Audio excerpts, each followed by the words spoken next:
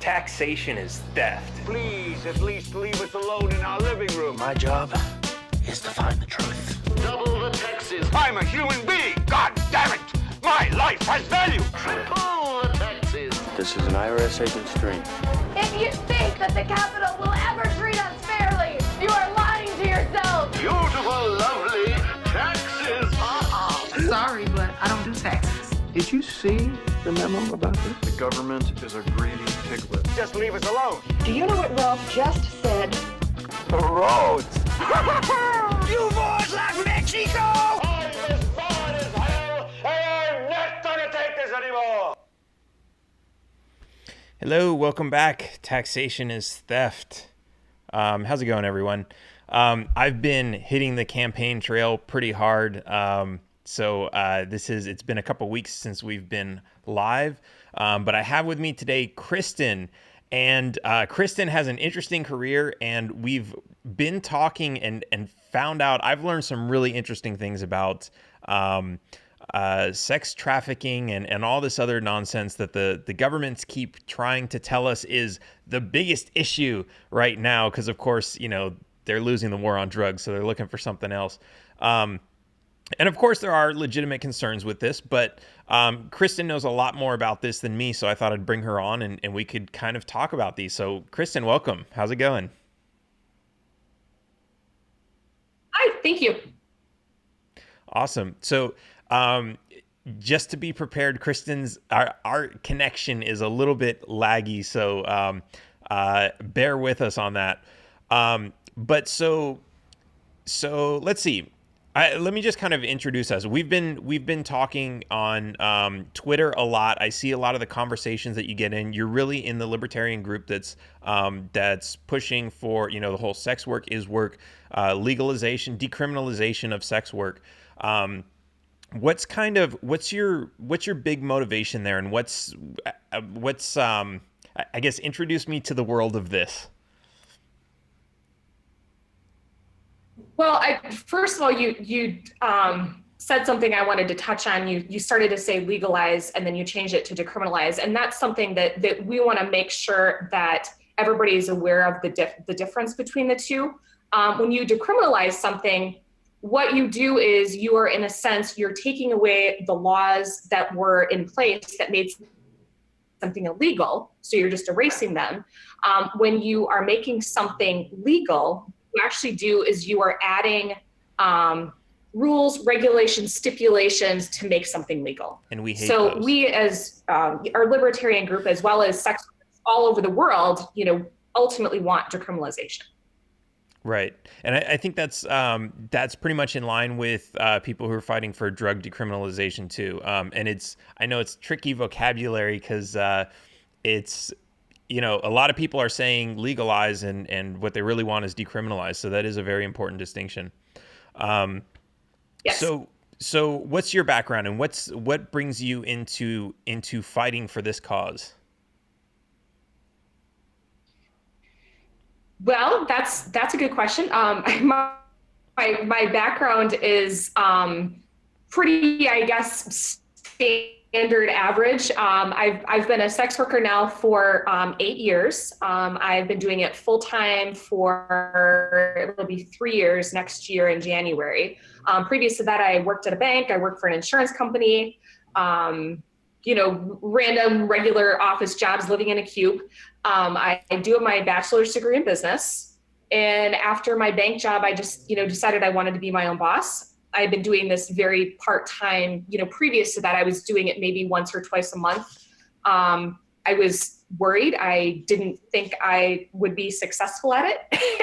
And I was, you know, going to be turning 40 next year and busy as ever. So the reason that I'm here, you know, what I like to tell people, and that is the truth, is I don't necessarily have to worry about getting arrested because first of all, I'm white.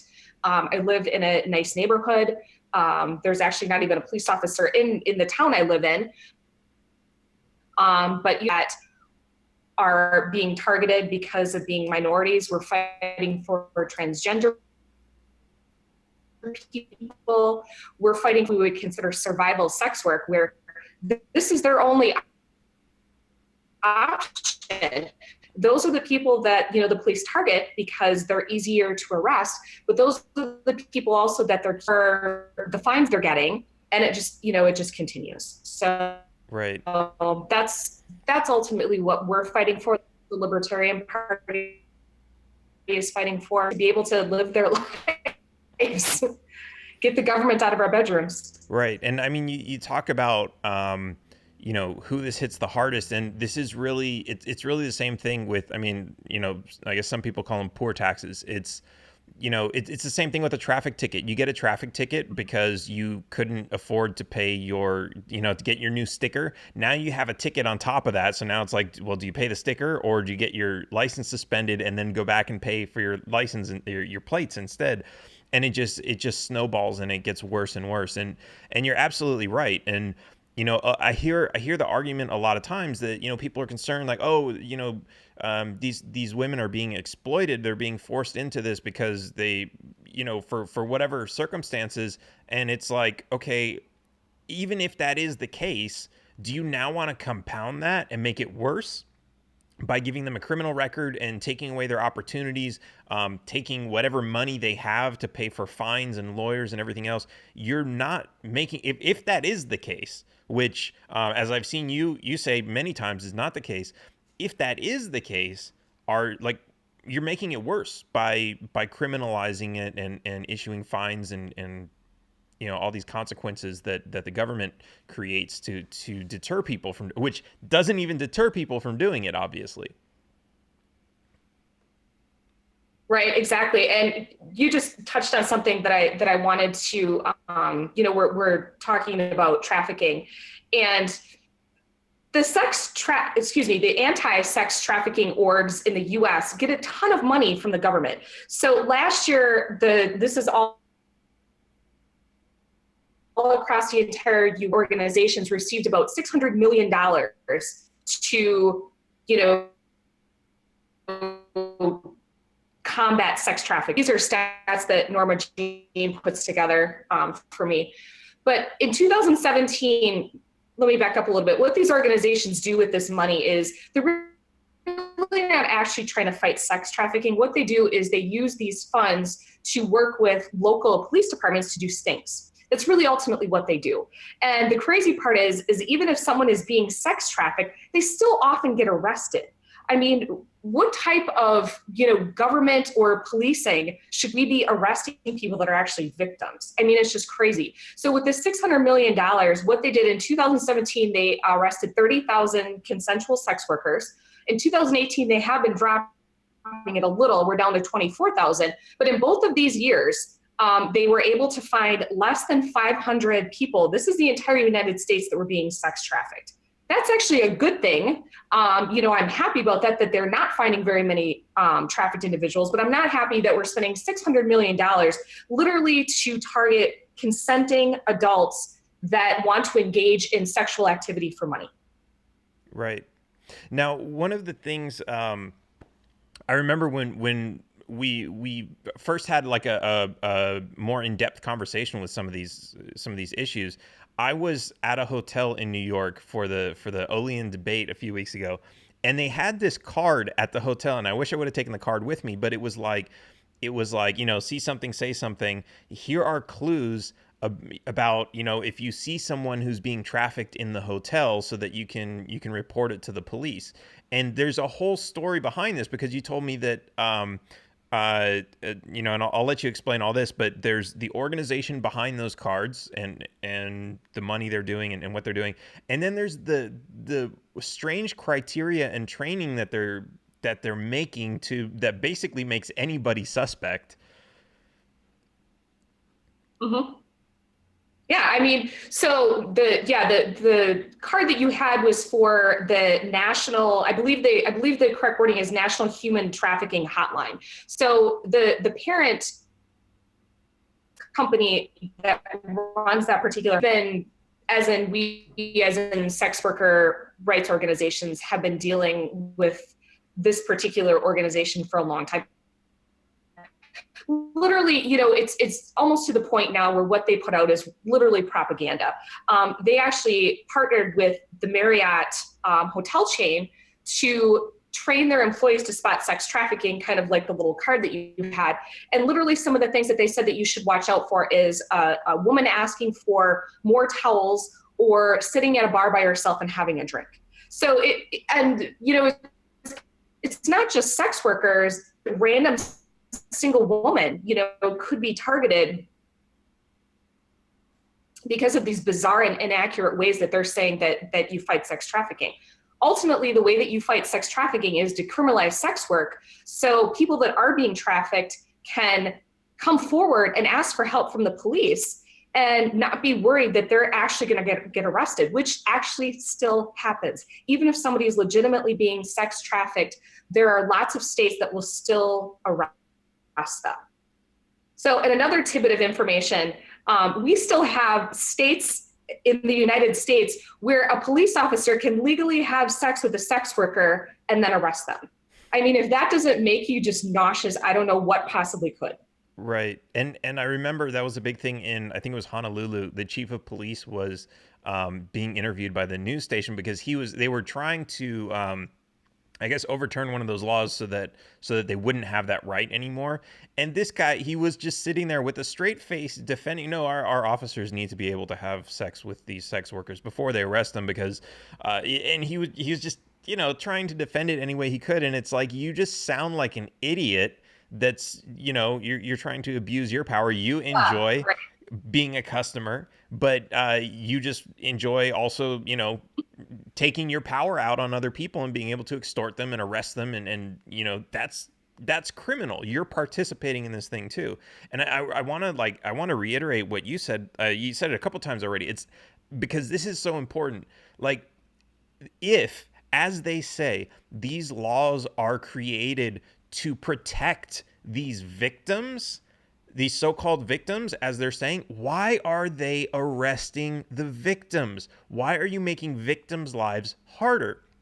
They're not, I mean, you're giving them criminal records, you're sending them through the court system, you're treating them like criminals, you're giving them the stigma, you're making them believe that they are criminals. And when, like, that's a type of conditioning. Once that's in your head, oh, I'm a criminal, well, I'm not going to even try to get a regular job. I'm going to, get involved in the sex trade, or I'm going to sell drugs, or I'm going to do anything that's on the black market. I'm going to rob and steal because I'm already a criminal. If that's in somebody's head, like, that's what you're creating, if that's what you're trying to protect. And I know I don't want to confuse the line there because, I happily say, sex work is not a crime and selling drugs is not a crime. So, but I guess in today's society with the laws that we have, they're black markets. So if you're taking someone's options away from the free market, I guess from the public market, the government market,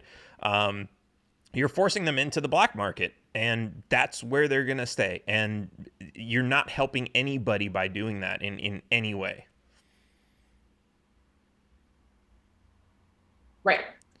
Well, and that's, that we've discussed before is, whenever you create, where you prohibit something, you immediately create a black market. And, if these anti-sex trafficking orgs really cared about reducing sex trafficking, they would also support decriminalization because, there are a few countries in the world at this point that have fully decriminalized sex work. It's going to be New Zealand, the Northern Territory in Australia, and most recently New South Wales in Australia also fully decriminalized sex work. Really? So, when you look at these models where this has happened, and they actively try to find people that are being sex trafficked. Once you get rid of the laws and regulations and illegality of a particular type of activity, the black market evaporates because there's no need for it. You have people that can do this job, who want to do this job, and the black market doesn't need to be there because, they're able to be out and they're able to do their job. Right. Now, what's interesting, because I hear a lot of,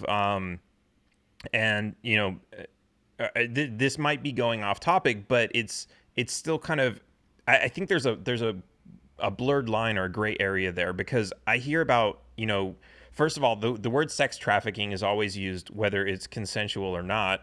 But if you say, okay, look, let's talk about people who are being kidnapped and abducted and forced into a sex trade, that's obviously a bad thing. But we also have, like, I saw the statistics on like the number of kids who are kidnapped, and I don't know how accurate that is, but like it's also like kids, very young kids, and I'm sure that, I'm hoping that those kids aren't being put into the sex trade either at that young, like we're talking like 3-year-olds and babies who are just being picked up. So I wonder, like, because obviously that's an actual problem. What would decriminalization do towards that? And is that really related, or is that something else? Are people doing this for other reasons that are unrelated? Well, decriminalization, first of all, it's and that's a good point that you made, that, a lot of people have this fear that they're saying, we're going to decriminalize sex work, but that means that we're not going to punish people that are doing something wrong. So sex trafficking is still going to be 100% illegal, regardless of the person's age. And, that's obviously going to include anybody that's under the age of 18. So that's something we all know is bad. I mean, it's it doesn't really even need to be addressed, but that's something that none of us want. Sex workers don't want that. I mean, at the same time, though, I mean, even if we knew somebody was being sex trafficked, or one of my clients knew that someone was being sex trafficked, it's really difficult for them to come forward. Even if you say, I was with a sex worker, and I felt like that they were being forced to do that, they're going to turn around and they're going to arrest that client for soliciting prostitution. So, we have all these bizarre catch-22s that are in place that are helping no one. And, it's just ridiculous. I want to say something else about the child sex trafficking. So I was recently having a discussion with someone on Facebook about this, and there's this website that likes to publish and circulate these statistics saying that there's 100,000 to 300,000 children that are being sex trafficked every year. The problem is that tugs at heart, well, the little tiny hearts of people in our government that are doling out our taxes to them.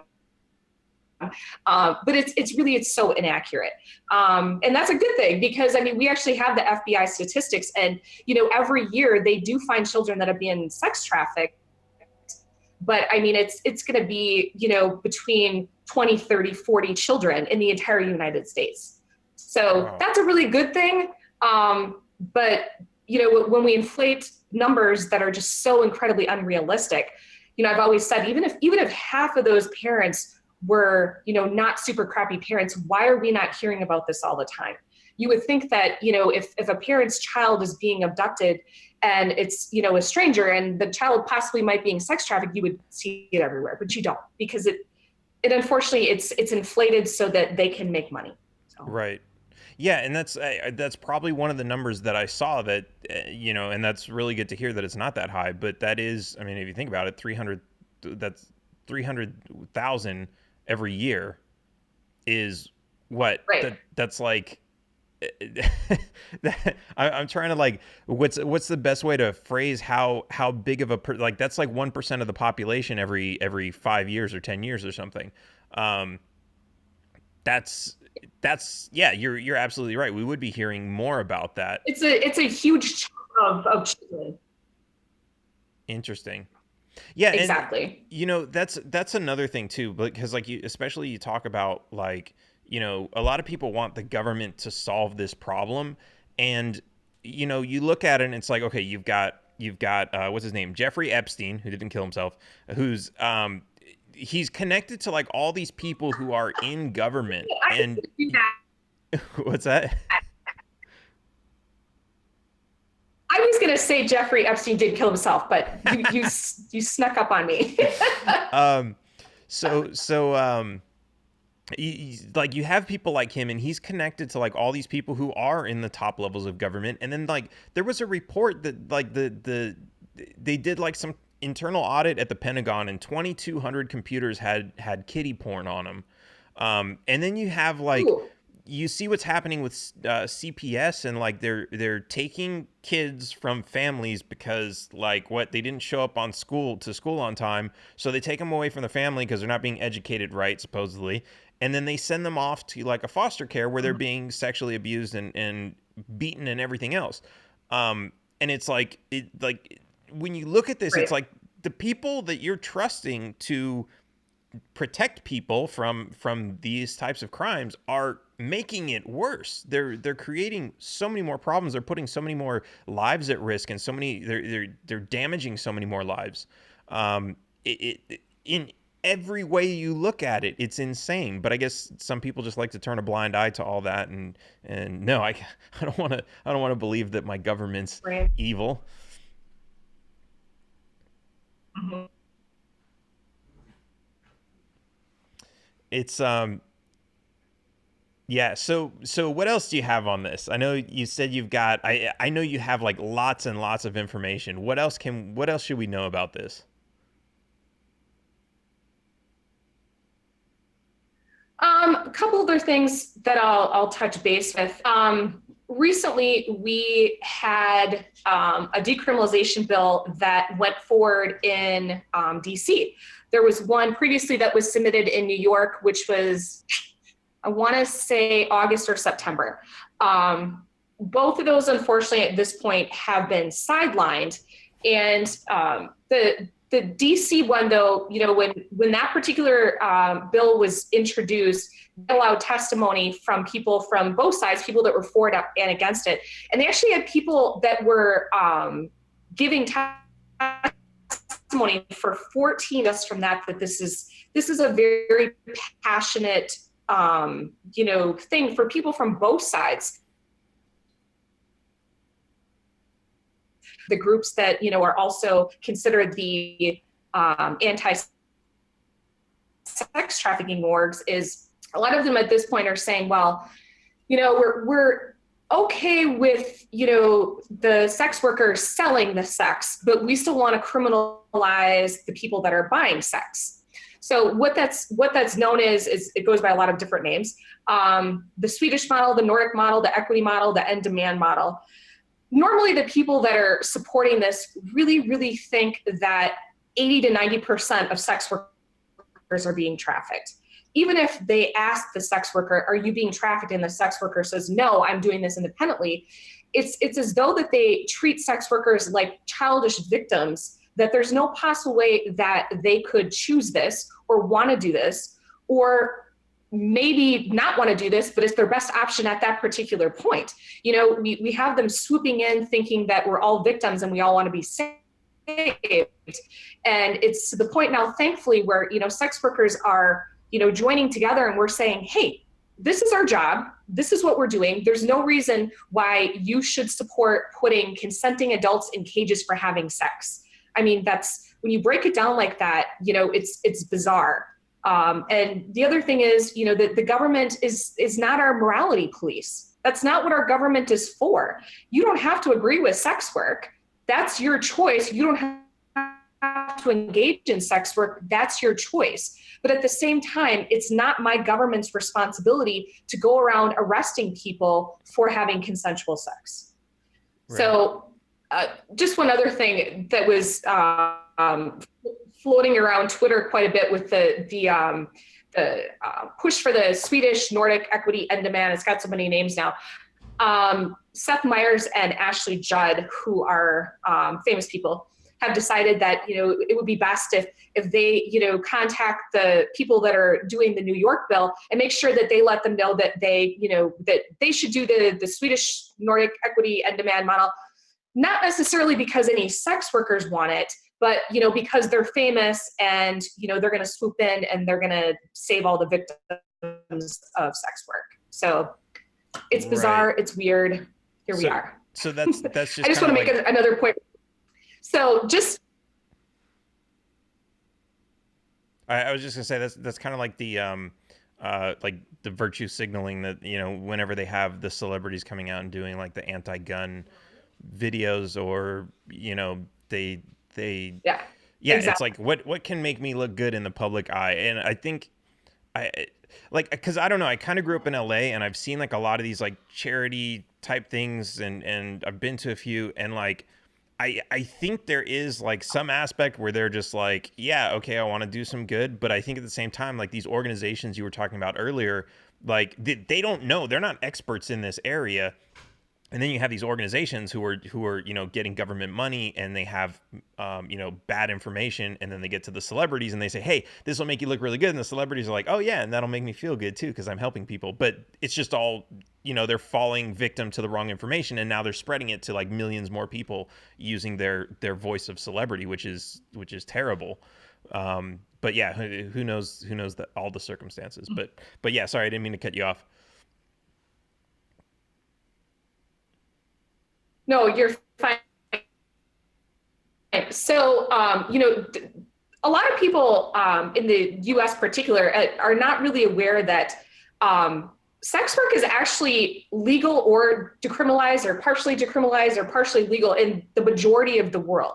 So this is not like, our particular system that we have here is something that you see frequently in other parts of the world. I mean, in most of Europe, sex work is legal, which means that you normally have to register, you would have to get a license, you'd have to submit to STI testing every so often to continue the license or what have you. Again, there's varying aspects of it. So just to put this into perspective, so sex work is legal in a limited amount of counties in Nevada right now. And I actually did work at one of the brothels, and I can give you some information about that.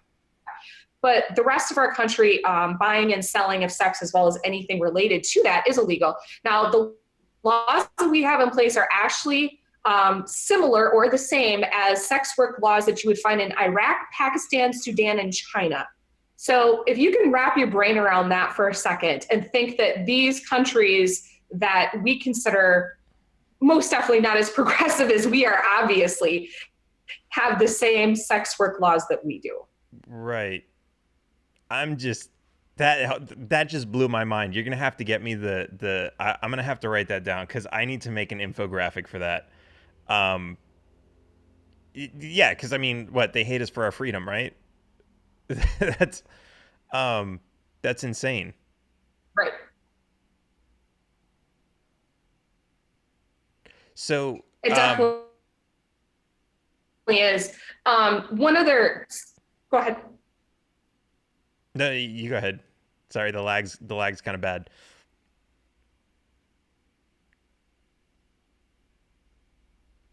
Yeah, I live out in the country, so I'm limited to what I have for internet service. So I was going to talk a little bit about when, so probably this would have been in 2017. I worked off and on at one of the brothels in Nevada that was owned by Dennis Hoff. So the brothel I worked at was called the Kit Kat Ranch. And I did have to register with the county. They did have a background check on me. And then while we were at the brothels, we had to have STI testing can't remember if it was every week or 2 weeks, but it was something that we also had to pay out of pocket, as well as when you stay at the brothels, 50% of what you make or what you earn goes to the house. So that's the cut, as well as most of the brothels, which included the one that I went to, if you didn't make a certain percentage, a certain dollar amount per day, you would have to pay room and board for that day, which would include your food as well as you staying there. We worked 12-hour shifts, and you could leave the brothel that I worked at after our shift was done, but there are some brothels in Nevada, as well as some of the counties where if you were working for a period of time in a brothel, you could not leave. So it's interesting because this is the model that we chose in the US in a very limited amount of area, obviously, as to what we felt would be the best for sex workers. Whereas in the majority of the world, oftentimes they don't allow brothels because they find that they were exploiting the sex workers and that, it was not the best or safest model for them. So that's just, something interesting that we're still a little bit backwards on. Right. And yeah, it's, I mean, it's reminding me a little bit of the taxi model. You have, like, taxi versus Uber. An Uber driver, like, they're still working for, there's Uber in the middle who's taking a cut, but it's a little bit more independent. Whereas I've heard things like with, kind of the same kind of things with taxis, where like, you have to rent the taxi, and if you want to take a day off, you still have to rent the taxi for that day, even if you're not making any fares, because if you return it, then they're going to give it to somebody else, and you're not going to, when you go back for another taxi, you're going to have to wait in line, and you won't have one the next day. So they do have a lot of, it's restrictive, and when you look at that one, it's like the reason that's like that is, the government puts all those rules in place to regulate the taxis, and they say it's to, make the taxi driver safer, but really it's so that the taxi company can maintain a monopoly. And so if that's what they're doing with brothels, then that's essentially the same thing. You're like, you can engage in sex work, but you have to do it at one of our certified places, which is, somebody who's obviously, I'm sure, paying like the mayor or the county board or whatever, like, whether it's a license or a bribe or whatever, like, oh, we only have a limited number. So you want to set up a new one? You want to set up your own? Sorry, you're not allowed to do that. That's going to cost you $1 million. There are all kinds of rules that they put in place to prevent that, which basically means, and this is what people don't see, because like, I used to hear that, the brothels were great because they do the testing, and they do the background checks and everything else, which at the same time, I mean, shit, look at any job. I mean, you go and work at CVS, they're doing background checks. Like they don't want people who are going to rob their store to work there. So it's not like they're only doing that because the government says so.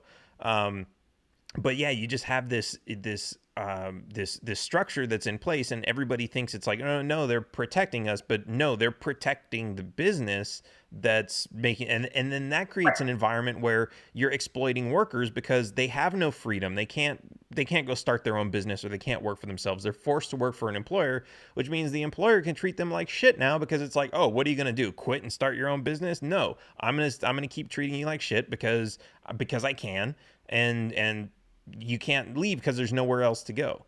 So yeah, it's funny how like everyone thinks the government's solving a problem, and it's just making things so much worse. Right. And that's one of the reasons that, the brothels in Nevada obviously don't support the decriminalization of sex work, because if they did, a lot of these gals would be, leaving and working on their own, which they should be able to do. System, but because there's no competition, there's no way for maybe giving less to the house, or working less hours, or working a different shift. I mean, because there's not that competition with anything outside, which we know obviously helps. Competition helps in all situations. When you don't have that, then, like you said, the employer, they have the upper hand. So yeah, they make all the rules, and you don't really have any other options. Yeah, that's interesting. I had a thought there for a second and I lost it. But yeah, I mean, it's I mean, what you say is going on in other countries is like, that's that's still kind of blowing my mind, because it's like, yeah, we're supposed to be the freest country in the world, and it's like and like in these other countries, right? So like, I hear this all the time. If you legalize it, there's gonna be a brothel across the street from every kindergarten, and like, it's gonna, like, all these things in countries where it's decriminalized. Like, is like everybody, like, sneaking out on their wife and screwing every sex worker in town, or is like is there an epidemic of AIDS and all these other diseases, or like, is it just like, no, it's just legal and there's really no big problems? Well, The country I know the most about would be New Zealand. I don't have a lot of statistics on the two countries in Australia, but I can tell you in New Zealand, when it initially was decriminalized, they had a slight influx of additional sex workers, but it pretty much tapered off. And really, ultimately, they didn't find that there was a huge change in the amount of sex workers versus the amount of clients that were, seeing the sex workers. It just kind of, the police were able to do other stuff, like, find actual crimes and consenting people. One thing that they did find in New Zealand is two things that actually were reduced because of decriminalization was STI transmission did go down because sex workers were able to better negotiate to make sure that condoms were being used. And secondly, sex trafficking went down, that I had touched on before. When you get rid of that black market, you get rid of the need or the incentive to have a black market. So what they found is also, in New Zealand, that sex workers felt very confident and comfortable coming to police if they were raped, if they were attacked, if they were robbed, if they were not paid. So, in these particular situations, they were able to go to police and police were able to help them, just like, they should be able to do. In New Zealand, also, it's considered a regular job. So someone who's a sex worker is going to be able to have all of the benefits of any other sole proprietor, or, if they work for a brothel, they'd be able to have the same benefits as, someone that, had an employer. So they really found that it helped much more than any other particular type of, criminalization or partial legalization. Right. Wow. That's, yeah, I mean, it's like especially when you talk about, STD, STI, transmission rates going down, it's like, how could you not look at that and say, well, it's a good thing, we should consider this. And, I guess, maybe I think there's like a lot of the, what word can I use that's not insulting? The very religious, who are, very like, oh no, you can't legalize that because the Bible says so. Like, I know there's some, I don't know if that's like a big majority of it, but I know that's a pretty big, I can't say majority or pretty big. It's a large group, I know. So it's interesting to see, but it's like, I don't know, that kind of brings up its whole other issues that go along with that, of people trying to control other people and trying to control other people's behavior. And it's like, wait a second, we're supposed to be free here. We're supposed to be free to make our own decisions, and control our own lives. But then it's like, when I always have this like dilemma, right? Like, okay, let's say, because government's getting in the way, government says it's helping, but government is making things worse. What if government were making things better by making it illegal? Would it still be, like, from my perspective, it's still, okay, even though it's getting worse, still it's our right to make things worse. It's our right to make our decisions, whether they're good or bad. And that's our right. And so, as much as this is something that it's always on my mind, because we're always talking about how every single government program makes things worse, but it's like, at the same time, even if they made things better, it's like, no, it doesn't matter. We shouldn't have to talk about how bad the government is. We should just be able to say, I don't care how bad it makes the world. It's my decision. The only person I'm hurting is myself, and the government should not get involved. I think that's, I don't know how much you push that message, but that's a message I like to push a lot. Right. There was another thing I wanted to touch base on when you mentioned, government thinking that they're going to make something better, or government intervention is going to help something. So, as I'm sure you're aware, last year, in April of 2018, Trump signed into federal law the SESTA FOSTA garbage that we like to call it in the sex work industry. And ultimately, what this means is that websites or web people that handled a particular type of site or whatever, that if someone was advertising or someone was on the site that was being sex trafficked, what they were saying, what the laws ultimately said, is that the web host would actually be responsible for publishing this information for someone that was being sex trafficked. Completely ridiculous. And we only had a couple of people that actually opposed it. One of them was Kristin, which is out of Michigan. There was another gentleman who was actually a Democrat that opposed it, but literally everyone else, as you know, the sheeples are, just said, "Wow, this is a great idea. We should do this." So it was signed into law in April of 2018. So immediately, what happened is a lot of these sites that sex workers use not only to advertise on, that the client was safe, were immediately shut down.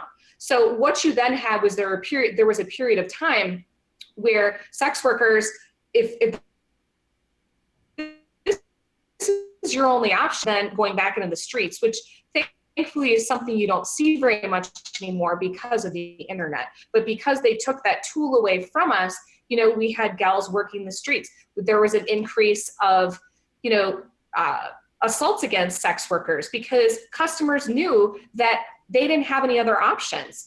There was an increase in, pimping and sex trafficking because sex workers didn't have these abilities to advertise. They didn't have the ability to get the business that they needed. So, it just proved that in that particular instance, government said, well, we're gonna make this better.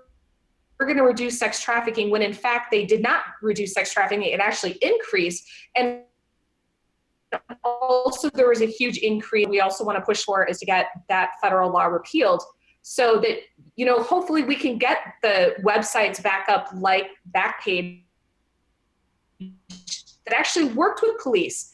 That was something that wasn't mentioned a whole lot, is that Backpage actually regularly went through their ads, and if they saw something that they felt might be sex trafficking, they contacted the police. At this point, the police don't have any other websites that are consistently doing that. Right. Wow. That's a really interesting point. And because it's I think that's weird, because a lot of people think like, oh, these are all just heartless, soulless people in this industry. They don't care about anything. They'd sell their mother for $25. It's, and the same in the drug trade. And that's really just not the case. There's I can say I used to sell drugs, not drugs, just weed. But I know from that industry, yeah, there's some bad people, but there's a lot of really good people in that industry who were just entrepreneurs trying to make a buck in, an economy that wasn't that great for, there's a lot of jobs that are out there. Okay. Yeah. But they're only paying $8 or $10 an hour. Hey, this is a better way to, make some money to pay for, your living expenses and everything else. And why not? And it's right. You're not bad people for getting into this. It's, but it's just that stigma that's put out. And I think I always talk about movies and TVs and like how TV shows, how their propaganda, whether intentional or not, like what we see in TV and movies, what we see from cops, like, oh, it's okay for the cops to violate the Constitution and perform an illegal search because they know, they have a hunch, and we know because we've seen the camera on the other side of the wall. We know the drug dealers are in there, so it's okay. But that comes with us into the real world, where when we see an article about police breaking and entering into some people's house with a SWAT team, then it's like, oh, well, that was okay. It was justified because it was the drug war. And it's the same thing when you see a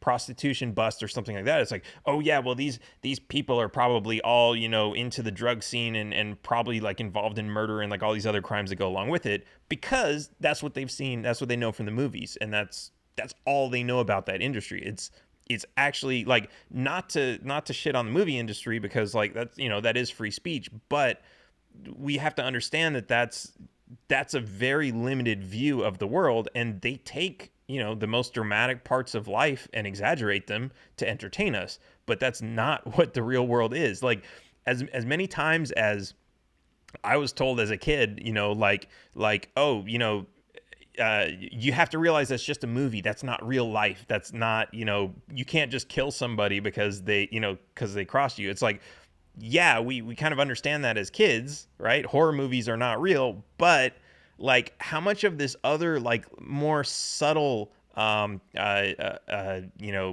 stigmas are developing in our brains that we're not being told, like, hey, that's not what the real world is like. I think that's kind of dangerous. Right, exactly. Yeah, I completely agree.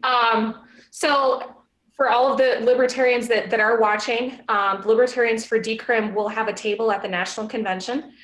Please stop by and talk to us and ask us questions, and I will be there all week long answering questions. And I think, one thing that I've said about the Libertarian Party is, this has been on our platform for a while to decriminalize sex work, but, because it's a sensitive topic, a lot of people are, they're not comfortable coming forward. They're not comfortable talking about it. They're not comfortable asking questions.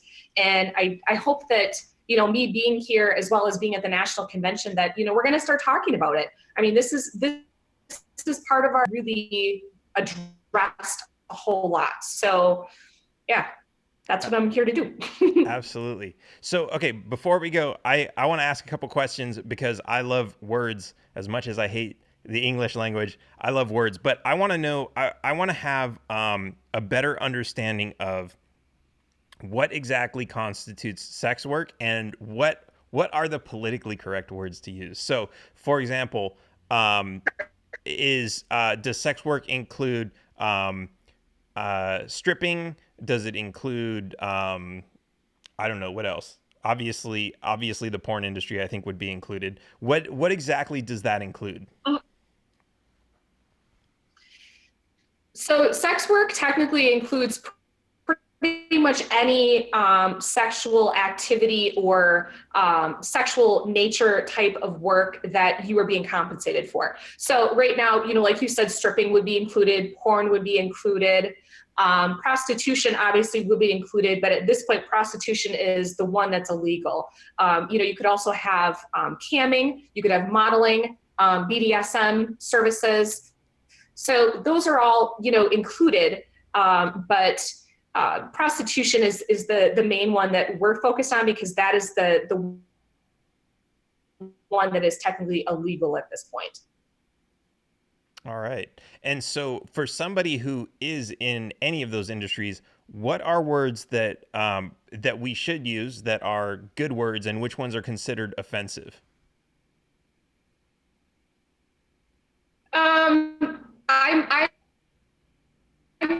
okay with, like for me personally, I'm okay with being considered an escort. Prostitute is okay. Sex worker obviously, is what we normally go by. We don't particularly like being called a slut or a whore. If I want to say that, that's my choice. But being called that out in public is not appropriate. One of the things also that we are trying to change is a lot of times you will have clients are people that come to see me, or sometimes I'll refer to them as a customer, but you still hear them being referred to as Johns. That's pretty antiquated. We would not use that term anymore. You also might hear people still use the term, that we're tricking, or that we have a trick over something. I've never heard anybody use that. I would normally say that I have an appointment with someone.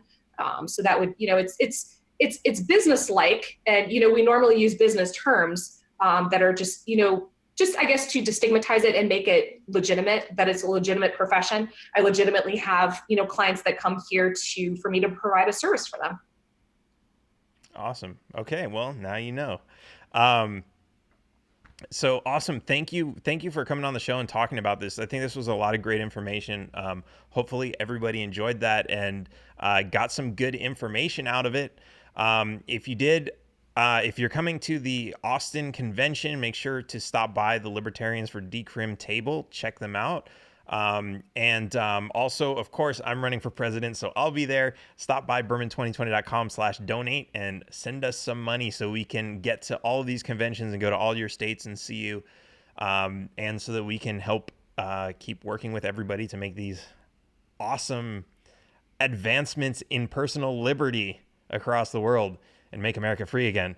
All right. Thank you again so much. This has been really awesome. And we'll talk soon. Yes. Thanks for having me. Absolutely. Taxation is theft. Please, at least leave us alone in our living room. My job is to find the truth. Double the taxes. I'm a human being. God damn it. My life has value. Triple the taxes. This is an IRS agent's dream. If you think that the Capitol will ever treat us fairly, you are lying to yourself. Beautiful, lovely taxes. Sorry, but I don't do taxes. Did you see the memo about this? The government is a greedy piglet. Just leave us alone. Do you know what Ralph just said? The roads.